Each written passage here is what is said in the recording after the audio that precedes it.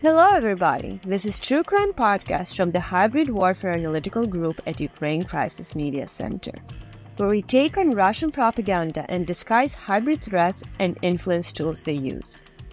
Today we will discuss how Russian propaganda tried to play on tragedy in Chernihiv. So please take a deep breath, buckle up, and delve into the Russian vision of their own war crimes.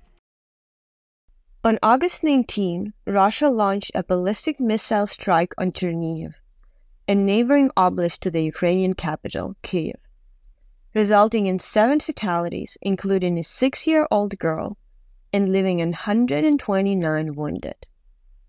The strike was directed to the city center theater, which was concurrently hosting an exhibition of Ukrainian drones, an event Russian propaganda is manipulating to make it seem like a legitimate target. In the aftermath of this heinous strike, there has been a flurry of accusations and finger-pointing among Ukrainian officials regarding with whom the responsibility lies for allowing such an event to take place. But let's not forget where the primary blame lies, with Russia and its network of propagandists. This propagandist has actively called for the genocide of the Ukrainian people, fueling hate towards Ukraine among the domestic population. Within this podcast, we will analyze Yulia Viteseva's, Russian propagandist, reaction to the strike and the methods used to manipulate the domestic Russian audience in its aftermath. In the wake of the strike, it's essential to highlight the role played by propagandists. Whether state-sponsored or independent actors, they're instrumental in shaping the domestic public opinion and driving narratives that serve the Kremlin's interest. This event was no different. Calls for borscht? During the attack on Chernihiv city theater, Viteseva's initial response to the news is one of the celebratory nature, telling of borscht in Chernihiv. As seen in her Telegram message immediately after receiving news of the attack, she writes, "They are messaging telling how in Chernihiv there is borscht, a double portion." This message exemplifies a deliberate tactic of ambiguity. Its central purpose is clear: manipulating public perception by dehumanizing the enemy. The use of borscht can only be assumed to be symbolic of the grim aftermath of violence. Viteseva has refrained from explaining what she actually means when she reports of borscht after the attack. Why? The reference to borscht, a traditional Ukrainian dish, though falsely disputed by Russians, is distinguished by its bread-white color, lumps, potatoes and meat, and strands of boiled vegetables. And so one can only presume that Viteseva uses it to resemble the aftermath of the violent incident, complete with blood and scattered bodies. This intentional vagueness allows her followers to fill in the gaps with their own interpretations, thus considering the deaths of innocent civilians as nothing more than a joke. Furthermore, this manipulation can evoke emotions such as sarcasm or unity among the Russian people, advantages of the propagandist agenda. This is illustrated in the comments section under the post. Viteseva followers reply by calling for 3 portions, with mushrooms, please. What a good borscht, so rich. These responses underscore how the tactics effectively shapes the narrative and influence public sentiment. Bonus card. Such genocidal rhetoric is a characteristic feature of Russian propaganda, and the demonization and humiliation of Ukrainians in this case is only an instrument of emotional reinforcement. All Ukrainian trash announced urgent collections for drones for a retaliatory strike against Russia. So in addition to political bonuses, they will also make money. In the quote, Viteseva engages in dehumiliation and name-calling by referring to Ukrainians as trash, aiming to vilify and delegitimize them in the eyes of the audience. By mentioning civilian victims and suggesting that Ukrainians are collecting funds for a retaliatory strike against Russia, Viteseva aims to create a false equivalence between the actions of the two sides.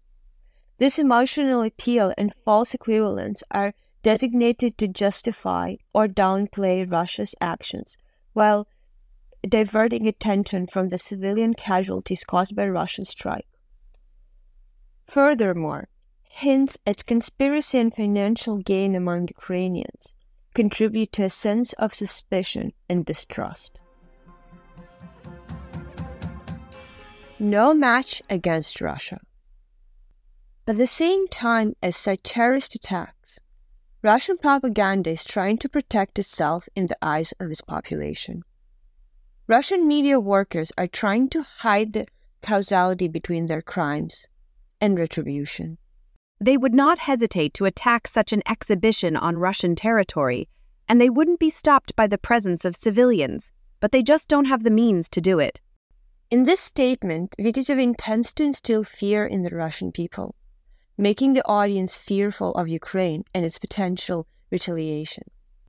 This scare tactic is used to justify Russia's actions and provides a pretext for self-defense by portraying Ukraine as the hostile neighbor, the aggressor, even though it is Russia who just struck the civilian target. Additionally, Vitisev's statement is a tacit admission that the theater attack was carried out by Russia with the knowledge that civilians would be present.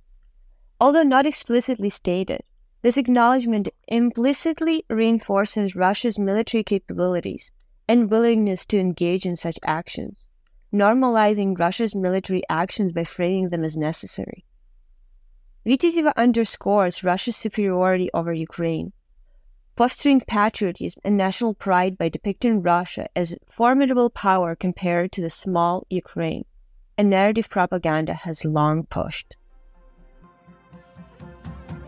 Blaming Ukrainian air defense instead of the Russian executants. Another propagandistic way to manipulate such barbaric shelling of peaceful city is to lie about the origin of rocket. Therefore, Vitisev tried to do that in the most common way of Russian propaganda. Zelensky lies yet again, claiming that the video depicts the consequences of our rocket's arrival. Locals, however, write in the chats that Ukrainian air defense was to blame for what happened, because they shot down directly above the city center. Vitisev employs an ad hominem attack against Zelensky to further the Russian state's agenda of discrediting him. Additionally, Vitisev selectively highlights discussions from Russian Telegram channels and ordinary citizens' comments, conveniently omitting contradictory information, all while implying that these sources are credible despite their lack of military expertise. Furthermore, the propagandist shifts blame onto the Ukrainian air defense, concealing Russia's aggressive actions against Ukrainian cities. Vitisev purposely overlooks the defensive nature of Ukrainian air defense and casts doubt on the accuracy of video evidence without providing any valid counter-argumentation. This is not the first time Russians have used such a tool of manipulation. Similarly, Russian propaganda accuses Ukraine of destroying the Odessa's Transfiguration Cathedral. For example, Olga Skobeyeva stated following: "This is the state of the cathedral after a Ukrainian missile struck it." The puzzle has been completed. It appears that the missile was deliberately shot down over the Chernihiv drama theater. Now, Zelensky has a reason to cry in Sweden, demanding love, weapons, money, NATO membership, and other perks while avoiding awkward questions about a counter-offensive. The puzzle has been completed.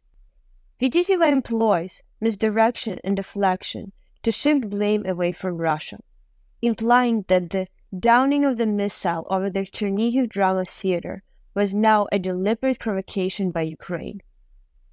This further progresses from the narrative applied 10 minutes earlier when she put blame on the Ukrainian air defense, by now suggesting it was Ukraine's plan all along.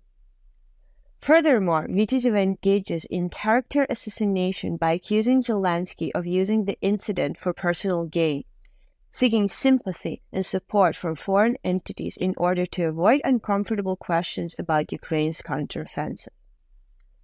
This is not the first time that Ukrainian officials and foreign special services have been accused of fabricating the results of Russian aggression. Russian media accuses Ukraine of orchestrating the massacre in Bucha, the shelling of Vinnytsia, and the blowing up of the Kakhovka Dam. For example, Russian war correspondent Alexander Kot, came up with the following version of the events in Bucha. Entered Bucha. The Turbats grabbed people, dragged them into the basement, tortured them to find out information, and shot them for collaboration with the Russian troops. And now they are passing off the people they killed as victims of Russian aggression, and the world believes them.